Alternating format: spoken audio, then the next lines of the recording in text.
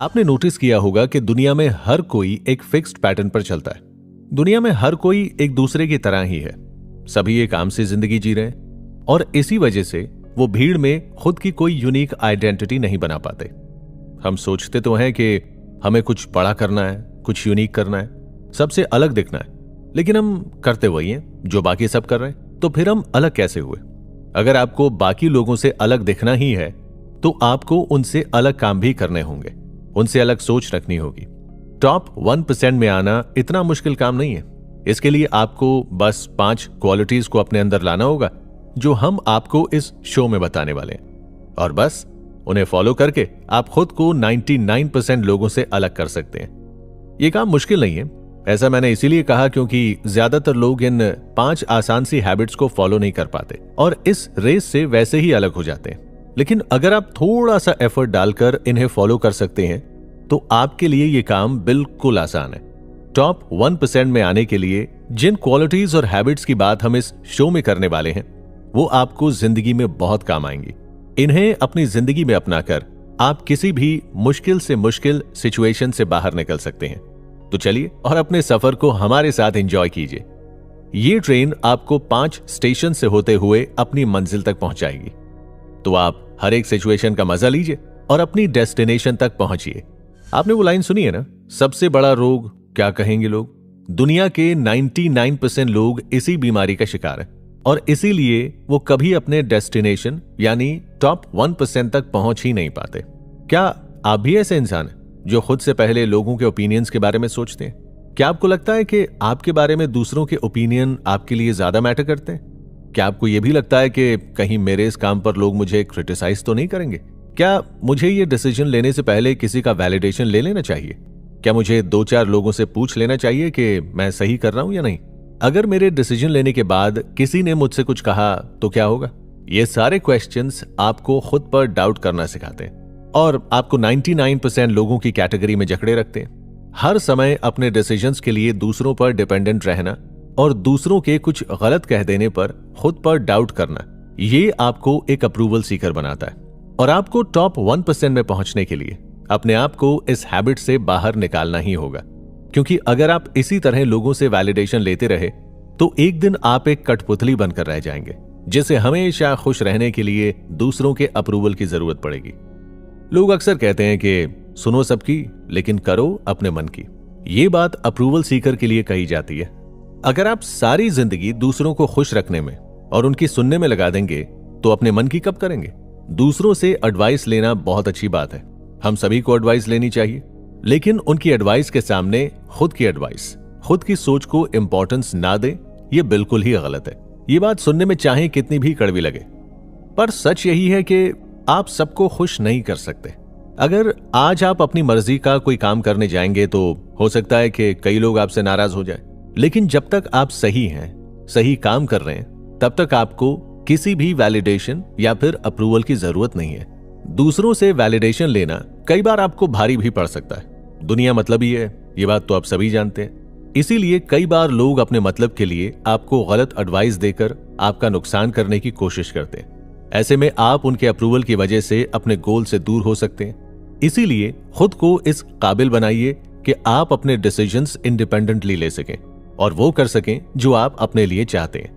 आजकल की दुनिया में हर कोई बिजी रहता है और अगर आप उनसे वो एक्सपेक्ट करते हैं कि वो आपके लिए टाइम निकालेंगे, आपको अप्रिशिएट करेंगे, आपकी हेल्प करेंगे, तो ये एक्सपेक्टेशन आपको निराशा की तरफ ले जा सकती है। किसी से अप्रिसिएशन यानी तारीफ की उम्मीद करना भी एक तरह का अप्रूवल ही तो है।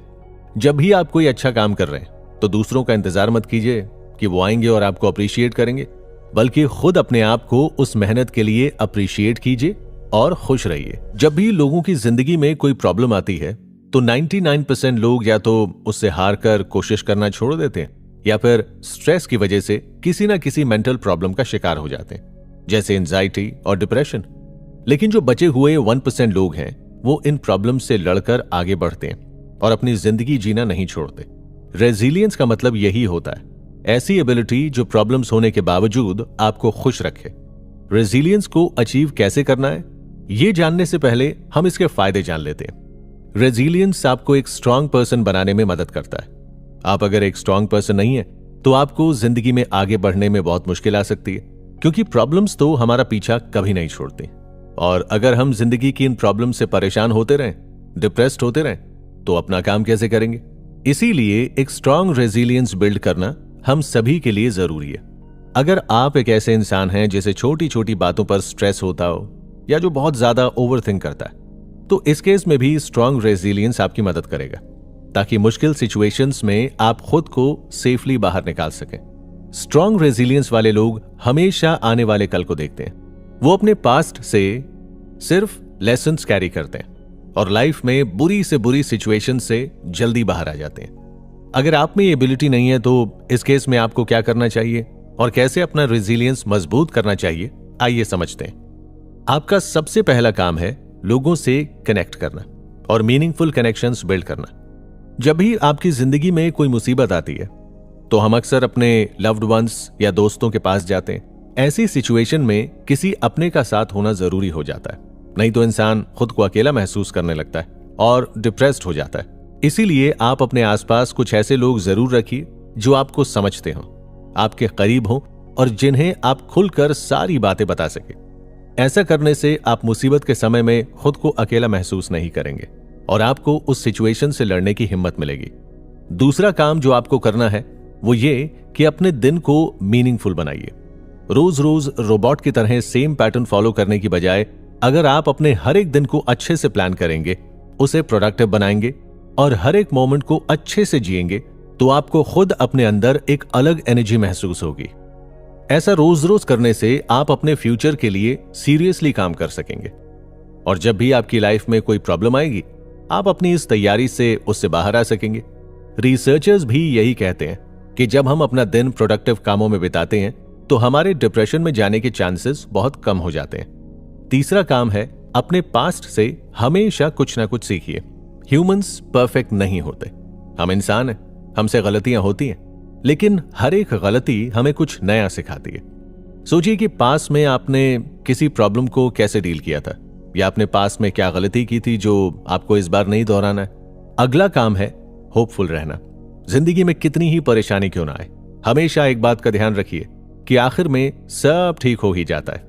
उम्मीद कभी मत छोड़िए। अगर आप भगवान में विश्वास रखते हैं तो उनसे प्रे कीजिए, उनसे बात कीजिए और उनसे हिम्मत मांगिए कि वो आपको इस परेशानी से निकालें। होपफुल रहने से जिंदगी की आधी प्रॉब्लम अपने आप सॉल्व हो जाती है। जब भी आपकी लाइफ में प्रॉब्लम आए तो खाली बैठकर ये मत सोचिए कि अब मैं क्या करूं, मेरे साथ ऐसा क्यों हुआ, मैं इससे नहीं निकल पाऊंगा, बल्कि इस प्रॉब्लम को सॉल्व करने के लिए इंस्टेंट एक्शन लीजिए, क्योंकि सिर्फ सोचने से या किस्मत को कोसने से कुछ हासिल नहीं होता। 1% में आने के लिए नेटवर्किंग आपके बहुत काम आ सकती है।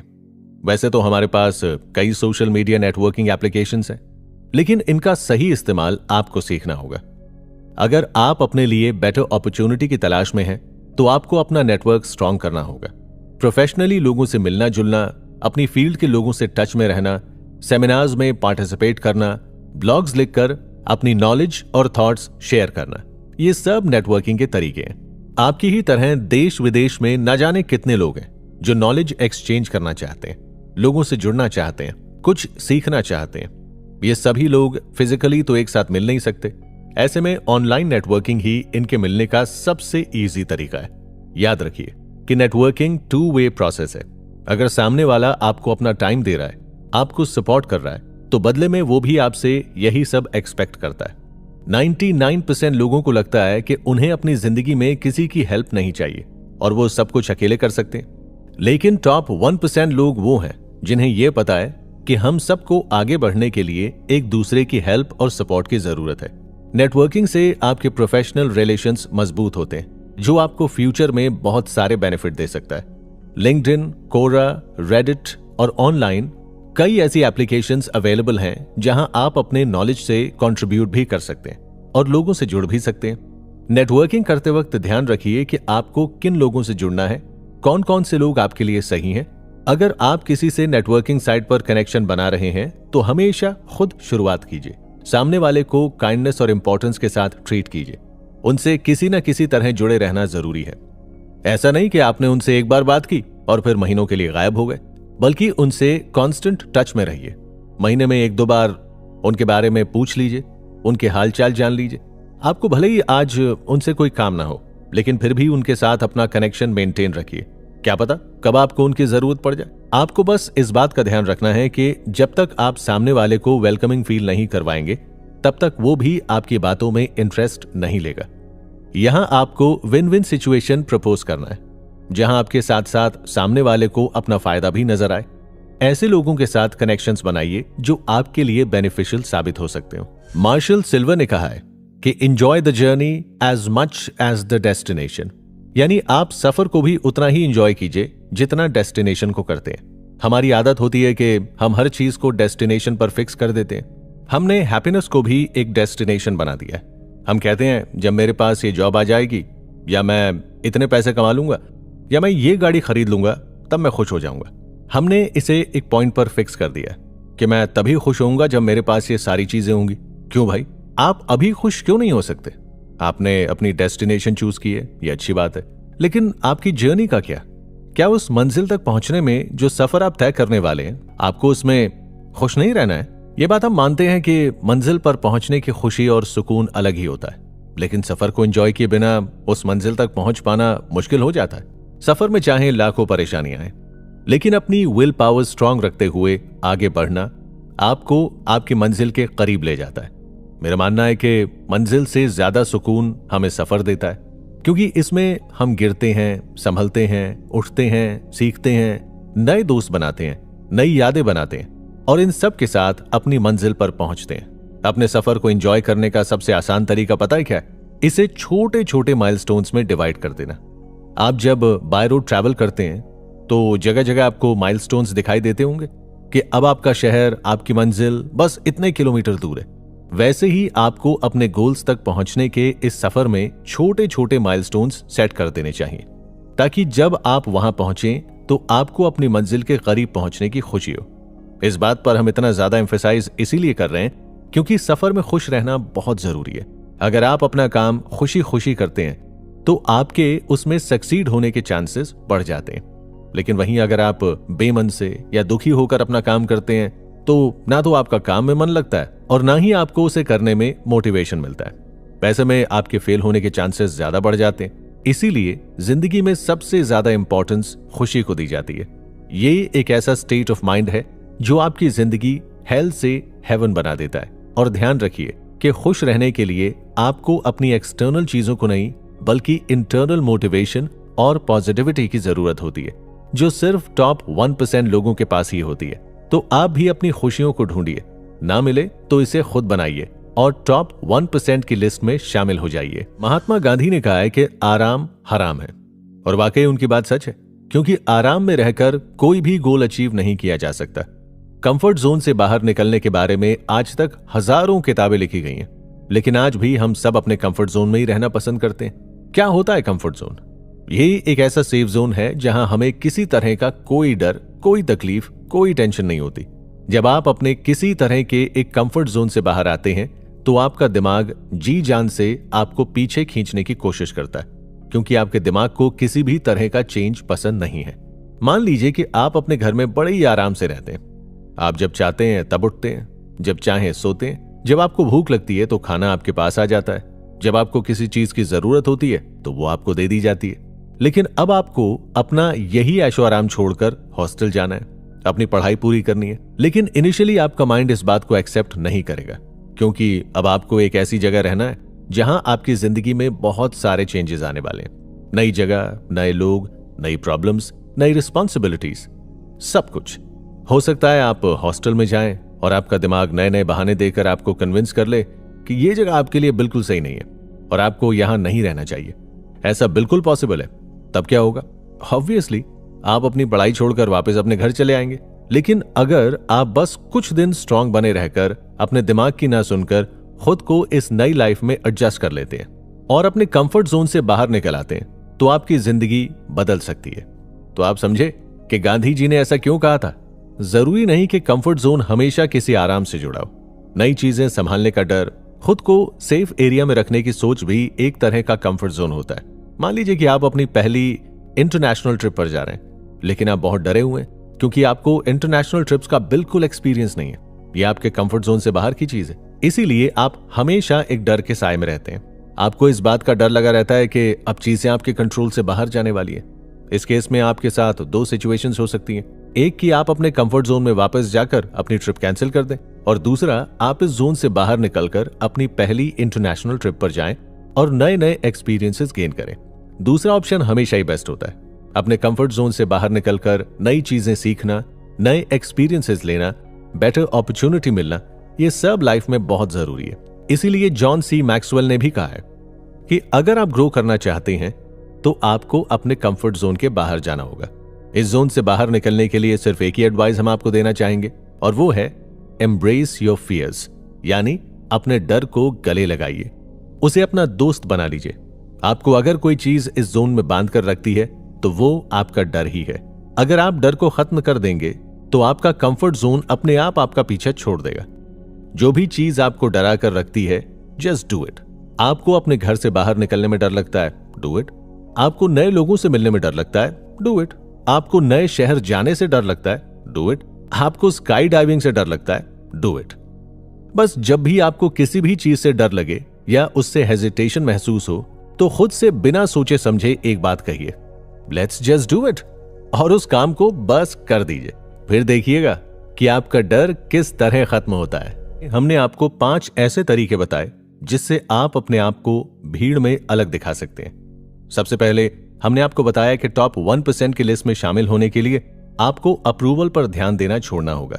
फिर हमने आपको रेजिलियंस की इंपॉर्टेंस के बारे में बताया कि किस तरह मुश्किल सिचुएशन में खुश रहने का टैलेंट आपको बाकी लोगों से अलग करता है। इसी शो में हमने कंफर्ट जोन और नेटवर्किंग पर भी बात की, और साथ ही जर्नी को कैसे एंजॉय करना है ये भी हमने आपको बताया। उम्मीद है इस शो से आप ये समझ चुके होंगे कि आप कहां गलती कर रहे हैं और क्यों आज तक आप 99% लोगों की लिस्ट में थे। हमें उम्मीद है कि आप आज से ही खुद को इन 99% लोगों से अलग करके टॉप 1% लोगों की लिस्ट में जाने के लिए तैयार करेंगे।